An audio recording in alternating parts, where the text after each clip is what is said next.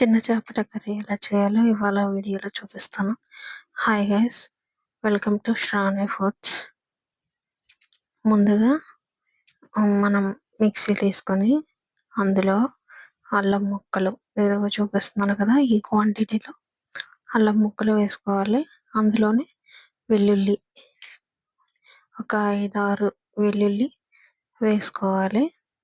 ఇందులోనే ఒక స్పూన్ జీలకర్ర చూపిస్తున్నాను కదా, 1 టీ స్పూన్ జీలకర్ర వేసుకోవాలి. ఇది 1 టీ స్పూన్ జీలకర్ర వేసుకున్నాక ఒక 2 బాగా పండిన టమాటాలు వేసుకోవాలి. చూపిస్తున్నాను కదా, ఒక 2 టమాటాలు వేసుకొని దీన్ని బాగా మిక్సీ చేసుకోవాలి. ఫైన్గా మిక్స్ చేసుకున్న తర్వాత పేస్ట్ అనేది ఇదిగో చూపిస్తున్నాను కదా, ఇలా వస్తుంది. ఈ పేస్ట్ని ఇప్పుడు వేరే బౌల్లోకి షిఫ్ట్ చేసుకుందాము. ఇలా మెత్తగా మిక్సీ చేసేసుకొని బౌల్లో షిఫ్ట్ చేసేసుకోవాలన్నమాట. ఇదిగో ఫైన్గా ఇలా వచ్చేస్తుంది. ఇప్పుడు ఇందులోకి ఇదిగో ఉల్లిపాయ పేస్ట్ అనేది ఇలా కొంచెం పల్స్ ఉండేలాగా పేస్ట్ చేసుకోవాలి. ఒక 2-3 ఆనియన్స్ తీసుకొని పేస్ట్ చేసుకోవాలి. బాగా మెత్తగా పేస్ట్ కాకుండా ఇలా కొంచెం పల్స్ ఉండేలాగా పేస్ట్ చేసుకుంటే మనకి కర్రీ అనేది టేస్ట్గా వస్తుంది, బాగుంటుంది. అది చూపిస్తున్నాను కదా, ఇలా కొంచెం పల్స్ ఉండేటట్టు పేస్ట్ చేసుకోవాలి. ఇప్పుడు బాండీలో ఆయిల్ వేసుకొని కొంచెం మెంతులు చూపిస్తున్నాను కదా, 1 టీ స్పూన్ మెంతులు అనేవి వేసుకోవాలి.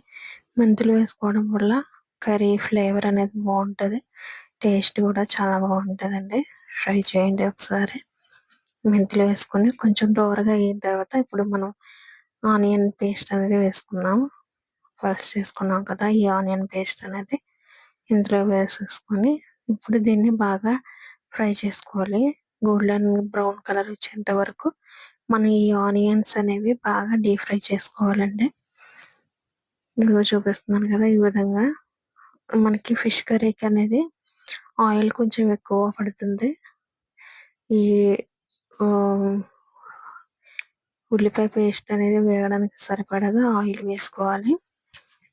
ఆయిల్ వేసుకున్నాక కొంచెం బాగా deep fry golden brown colour వచ్చేంత వరకు మనం ఈ ఆనియన్స్ అనేవి బాగా డీప్ ఫ్రై చేసుకోవాలి.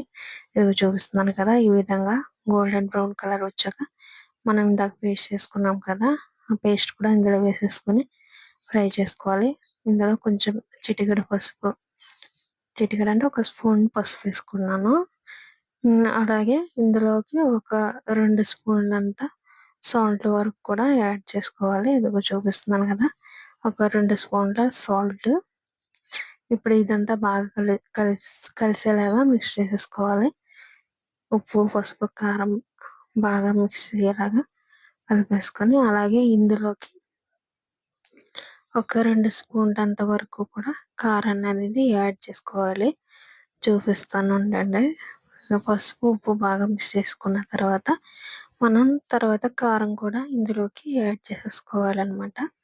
చూపిస్తున్నాను కదా, ఇదిగో ఒక 2 స్పూన్ల కారం వరకు అయితే మనం యాడ్ చేసుకోవాలి.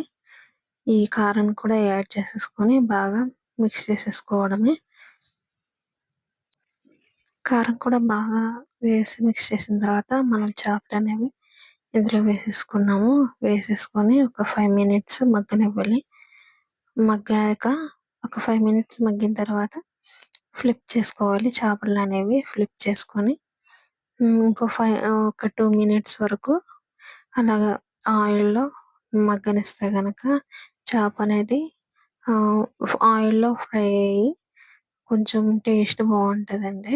ఇది డీప్ ఫ్రై చేసుకున్నట్టుగా కొంచెం మగ్గేలాగా చూసుకోవాలి. ఒక 5 మినిట్స్ తర్వాత ఫ్లిప్ చేసుకొని చేపల్ని ఒక 5 మినిట్స్ చూపిస్తున్నాను కదా, ఇప్పుడు ఈ చేపలు అనేవి ఫ్లిప్ చేసేసుకొని ఒక 2 మినిట్స్ సిమ్లో పెట్టేసి ఒక 2 మినిట్స్ వరకు ఈ చేపలు అనేది ఉప్పు కారం పేస్ట్లో ఉల్లిపాయ పేస్ట్లో కనుక ఒక 2 మినిట్స్ బాగా మగ్గించుకోవాలి.